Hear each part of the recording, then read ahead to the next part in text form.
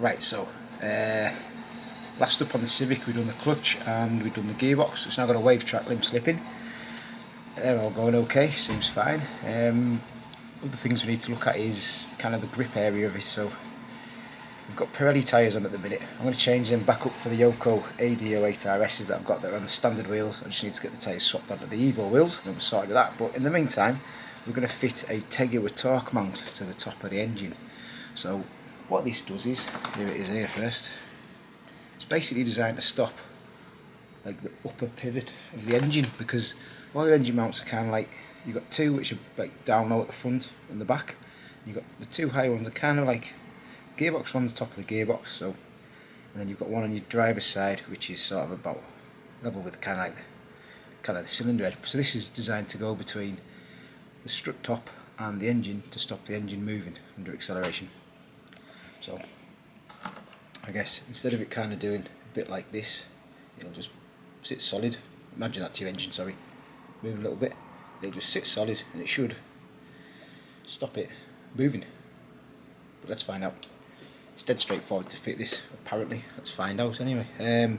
Oh yeah, also comes with two pieces which I'll have to explain in a minute.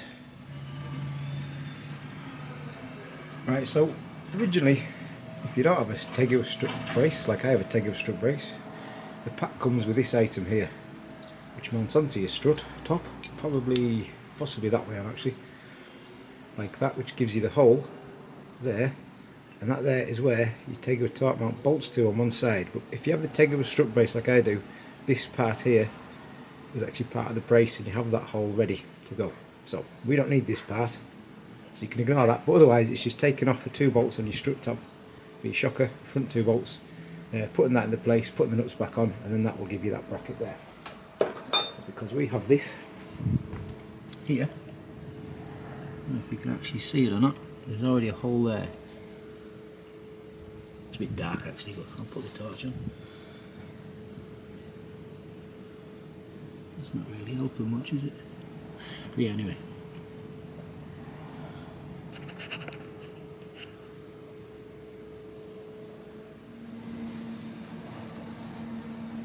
Right, so what you actually do is you remove this nut here, which unfortunately mine has decided to take the whole stud with it, but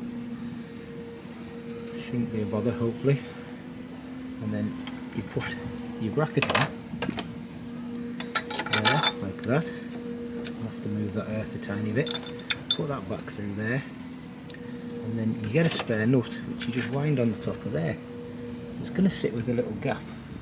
It's hard to show you it, it's going to sit with a little gap underneath there, but because it's held on there at the front, shouldn't be a bother apparently. But yes, first off you need to move this little earth round down there, so it's out of the way, just angle it that way, and then we can go. Can you see that gap? It's really hard to show you because it's a really sunny day. I can't really show you, but yeah. And then we'll be able to get that back in and wind that nut down, and then we can fit our torque mount.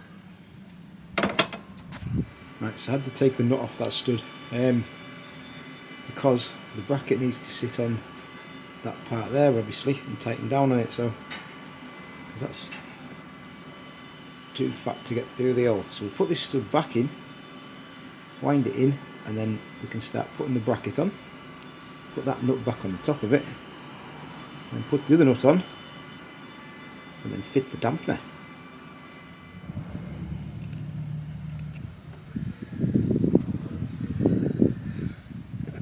So we have a mount there on the front mount, and we're going to go to that mount there with this. And what we can do is we can line it up with the hole there and look at it from there, and you can see it's quite a way off. It's too long. So I'm going to take an educated guess at the length. Just involved winding that down a bit, screwing those in a bit, making that rod a bit shorter there. That should give us roughly the correct length. I mean, as long as it fits between the two holes, we're sorted. And then we'll take it back off again, nip all these back up once they're all tight, and then we can put the two bolts through that hold the rose jointed bits together, and that is your Tegiwa torque mount fitted. Pretty much straightforward, to be honest. think these here are a 27mm. Looking at it there, I don't know what size they are, but they're not very big, but yeah. So 27mm spanner, I think, or a 28, I can't quite remember, but they're quite a large size. I only have a 26, pretty sure I do have a 27 somewhere, but there's only a 26 in my little set down there, and nothing of that size in that horrendously messy toolkit. Really need to tidy that up. Job for another day. So yeah, so we'll adjust this to length, shorten it a bit more, weight it back up again, check it, and then either fit it or readjust. I'll adjust it up for length. There's a spring washer at the top, but I have enough there, so that's fine. So what I'm going to do is I'm going to put the bolts through, check it does fit, and I'm going to nip it up as tight as I can in the car, put it back out the car, give it another nip, and then fit it back to the car, and that's it, finished. Take it with a torque mount, sorted. It's the only job I've managed to get done today actually, which is cool. But yeah, it's supposed to reduce wheel hop, supposed to help with a bit of grip, a bit of traction. It may not. It's worth a go, isn't it really? Yeah, wicked. And that's that. Let's go and fit it. Wicked.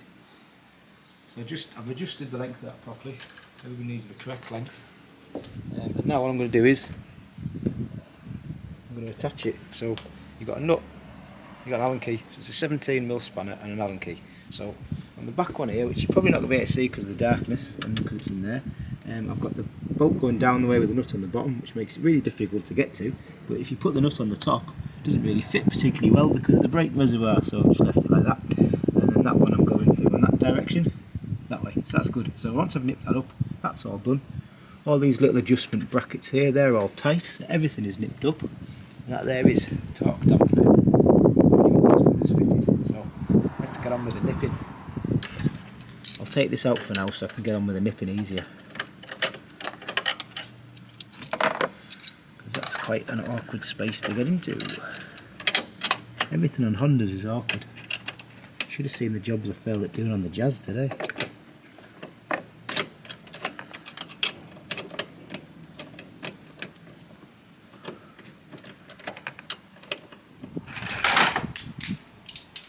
Some wacky contraptions just because. My middle ratchet broke a long time ago, or this other middle ratchet, made by Draper, broke, so I'm having to use that with a reducer on, but I have the right Allen key. Might make life a little tiny bit easier, maybe. It's because there's a lock nut on the bottom, that's why. So what we'll do is we get that stuff back up.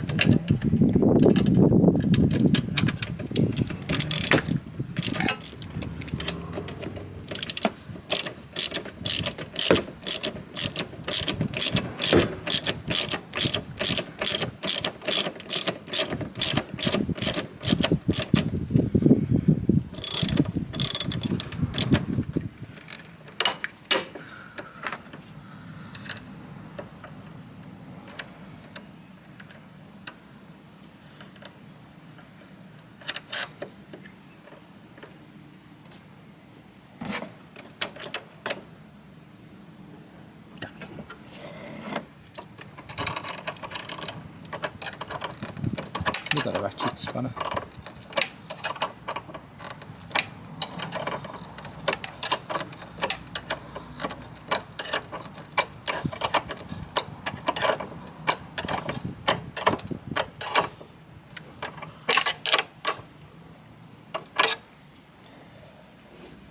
One more for good luck. One more nip. A loop. There we go. Tegiwa torque mount fitted. Not that you can move the engine much anyway, but it all helps.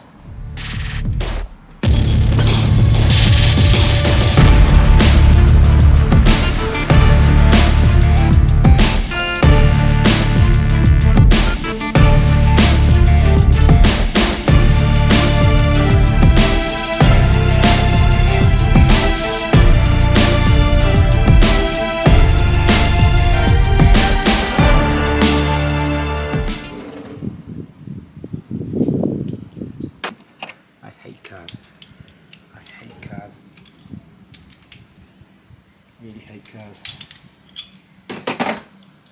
Never mentioned I hate cars. And today on cars,